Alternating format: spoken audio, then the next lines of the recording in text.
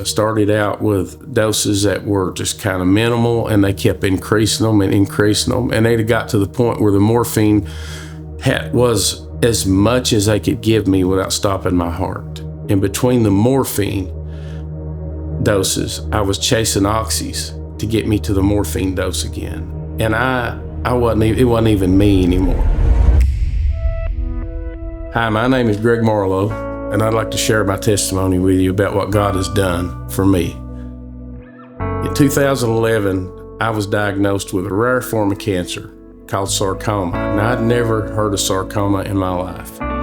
Come find out, it's pretty aggressive and it's pretty fatal.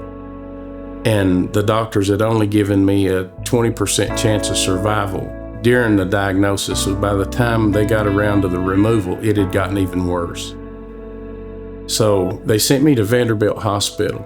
And after 9 days at Vandy, trying to recover from a 7-hour surgery that just left me in a mess, they wanted to put me in a nursing home, and my wife refused. Angie said, no, we're going to take him home. So they sent me home to be comfortable, which is code for you ain't got much longer left to go, so, die at home. And they loaded me up, sent me home in an ambulance, and I came in, and my living room looked like a hospital bed or a hospital room. It was a mess. So for the next 30 days, I laid and was not allowed to move. That was one of the hardest things I ever done in my life. I found out during that time, for every day that you're immobile, your muscles deteriorate, and it takes a week of recovery just to recover 1 day of loss. So I had 30 days. So by the time that was over, I was not even able to sit up on my own. Well, after a few weeks, I went back to Vandy, and they seen that the cancer wasn't spreading. And the diagnosis kind of changed a little bit. Instead of 6 months, they told me, well, you might live 18 more months, a year to 18, that's at the most, but you'll never walk again. Well, within a year, I was walking again. And a lot of that was God just laying it on my brothers.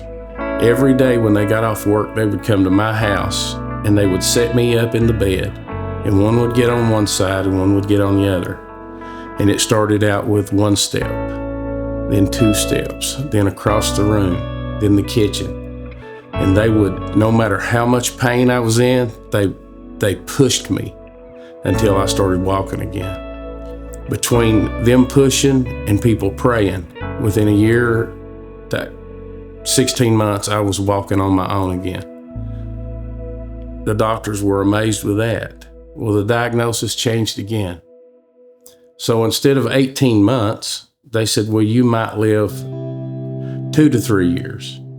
Well, I passed that milestone. And all while passing those milestones, I was doing things that they said, well, you'll never do this, or you'll never do that. You'll never have this.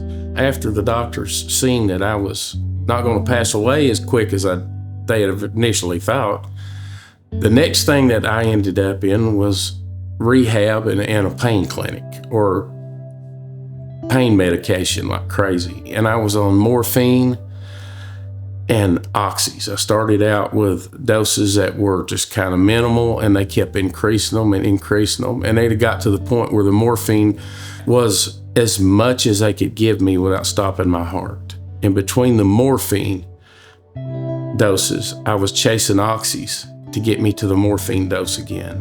And it wasn't even me anymore. Before I knew it, I was flat out addict.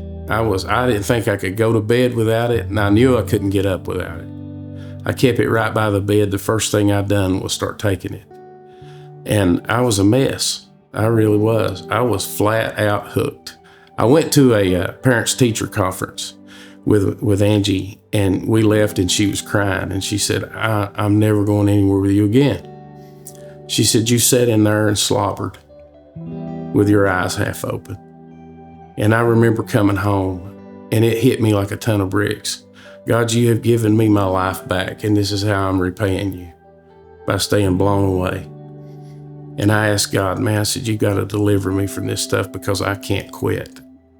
I don't feel like I can breathe without it. So I had to go back. I had a doctor's appointment the next day with my pain doctor, and they always ask me the same questions. You're not selling, right? And I said, no, ma'am, I'm not. Well, how's your pain level? And I discovered all I had to do was say, it's a little worse, and they would up the oxys a little bit. Well, I told her, I said, I ain't gonna lie, I'm still hurting, but I want you to take me off of it. And she said, I can't. And I said, I don't understand why. She said, because you're hooked. And I was blown away. I just couldn't believe it. So I left there that day with an agreement with her that she would taper me down if I would agree that if I'd started detoxing, that I would get back over there as quick as I could.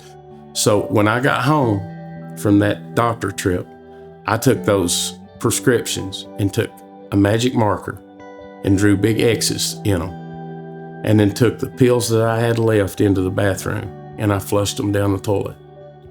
And as I was watching those things swirl away, I remember bowing my head saying, and I said, Lord, man, this is all gonna have to be you, because I can't do this alone. And to this day, I have never craved another pill. I've never craved any morphine. I've never took anything any stronger than a Tylenol in 13 years. That's deliverance, and that's a miracle. I did something they told me that I couldn't do. No, I'll take that back. God did something that they told me that couldn't be done, and I laid it all down. And to be honest with you, through that journey, it had been crazy. We had lost nearly everything that we had through this.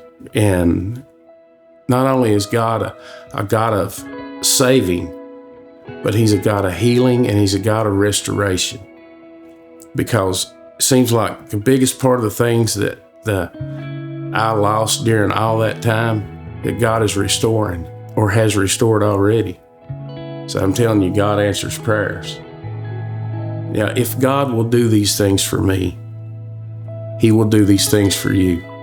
So I'm 15 years past a diagnosis that was only 6 months. I've done things that I never dreamed I'd get to do and still doing. And it's not because of me, but it's what God has done. I wake up every day of my life. The first thing I do is I thank God for a brand new day. And the second thing I ask Him for is, Lord, send me somebody that I can bless or be a blessing to. Now, you may not have cancer. You may not have anything that bad, but whatever it is that's got you weighted down, got you worried, got you distracted, God wants to help. God wants to give you your second chance. He gave me my second chance, and He will give you yours. I can't thank Him enough, and I love Him so much for it.